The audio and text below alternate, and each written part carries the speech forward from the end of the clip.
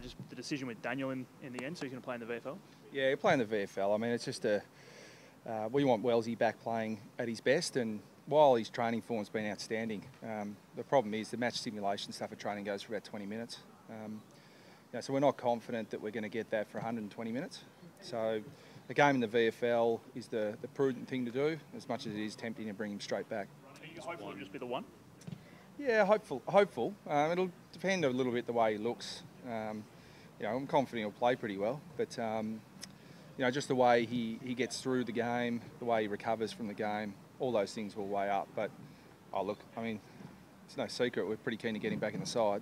But it's, as I said, you've got to bring him back somewhere near his best, not just because your team on paper looks better. Half a footy for him, or 3/4, or is it just? Yeah, probably at least a half, more towards 3/4 we're hoping. But again, that'll just be assessed as the game goes on. Kane Turner, first player in, I think it's 5 years to play his debut while still at school. It's a great story. Yeah, we wrote him a note for we travel today, so he can't. I'm not sure if it's acceptable or not. It's not a medical note. No, I think if there's a reason to miss school, this is a pretty good one. But he's earned his spot. I mean, we like every side, I imagine, you look for really competitive type players and guys who attack the ball with ferocity. And this sets it a bit of an example to the rest of our list too. We're after genuine competitors, and we scour through our list of available players, and Kane Turner's as competitive as anyone. So we know the way he's certainly going to attack the contest, and we're not after him to do anything different other than what he's been doing in the VFL, and we think that'll add to our AFL team. Have you chatted with him about, the challenge of playing footy while dealing with Year 12? Oh no, that's been an ongoing thing for him. I mean, while he hasn't been playing AFL footy to this point, he's been involved in an AFL program while completing school. But we're, as a footy club, we're really strong on the off-field side of things and making sure every player on our list is actively engaged. And we really felt that Year 12 was really important to him before we drafted him or rookied him, because there was discussion about whether he'd finish school or not. And we were really keen for him to do that. So he's handled it really well and juggled an AFL career and Year 12 really well so far. What about the challenge of being 60-odd kilos up against guys 100 plus? Yeah, he's got a 7 in front of his weight now. He certainly didn't when we drafted him. But Bryce Lewis, our national recruiting manager, said, look, I'm really concerned. I want you guys to meet Kane before we call his name out in the rookie draft, because you're going to think he's more of a jockey than a footballer. But we watched him. His attack on the footy is, and I mean it when I say this, is second to none. You fear for him a little bit because he is a light frame, but he's just, his attack is unbelievable. His speed is terrific, and he's a smart footballer as well. So he puts himself in harm's way, but he hasn't been hurt to this point, and anyone who underestimates him because of his size is in for a real shock. Does it help energise the group a little bit when you've such a great story? Do you feel that everyone sort of gets a bit of a lift out of that late in the season? Yeah, no doubt. And there's a bit of the players are wrapped for him because, number one, because they know he's going to help our team. I mean, the guys in the VFL at Werribee have just been, it seems a strange thing to say. Normally the big guys make you walk taller, but our guys in the VFL feel like they walk taller when Kane Turner's in the side because he is so aggressive. His energy's really high, and so it is a great story, and the guys are really looking forward to having him run out with us on Saturday. Did you sign the note? No, I didn't. I absolved myself of that responsibility. Brad, obviously last year you got the father-son with Luke, and there's been some proposed changes. What do you feel about them from what you know and what you've heard about them? Look, I think that it's good that it's being looked at.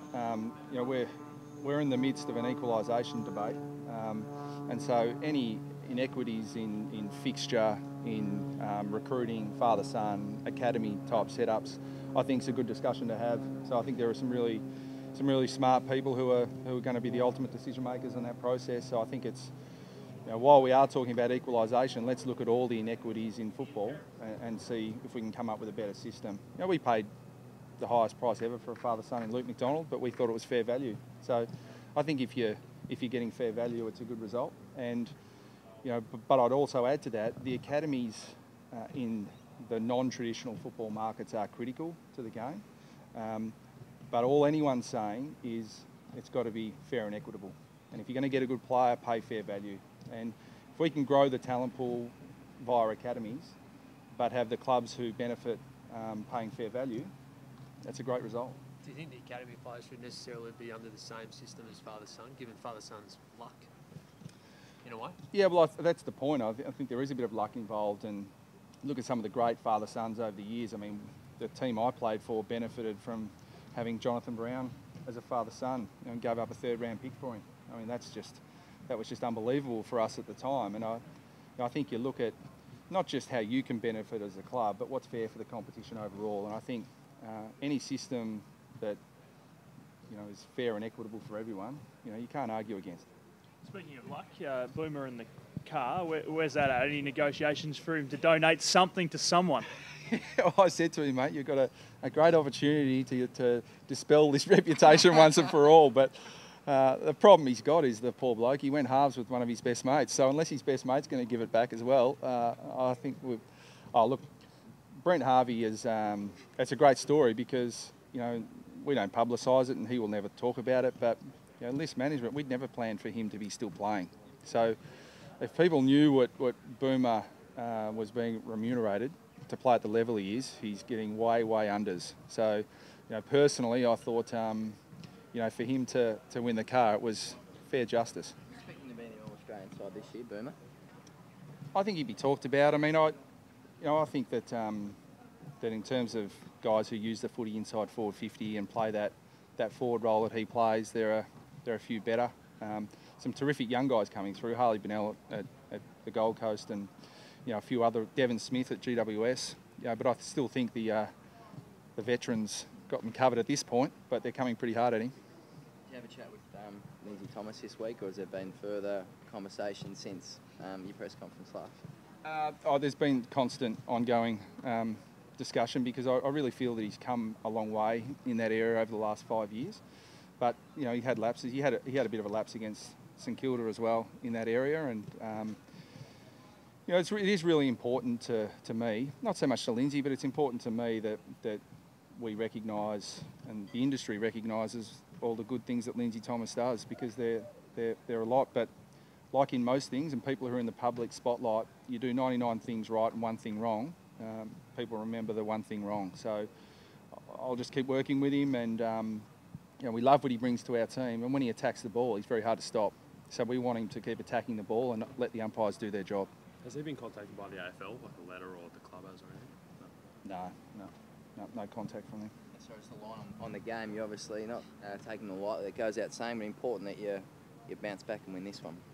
Yeah, look, 4 games to go before the postseason starts, and all 4 games are going to be really critical to shaping the finals, obviously. So we look at GWS's capability, and they showed some really good signs against Richmond and Geelong the last 2 weeks, and I think they're going to be a fantastic side in the years to come. But if you look at some of the outs they've got, Cameron and Caniglio and Whitfield and these guys, no side in the competition, Gold Coast included, can replace them with pick 2, 3 and 4 in the draft like GWS have. So, and their NEFL team is winning by 100 points every week.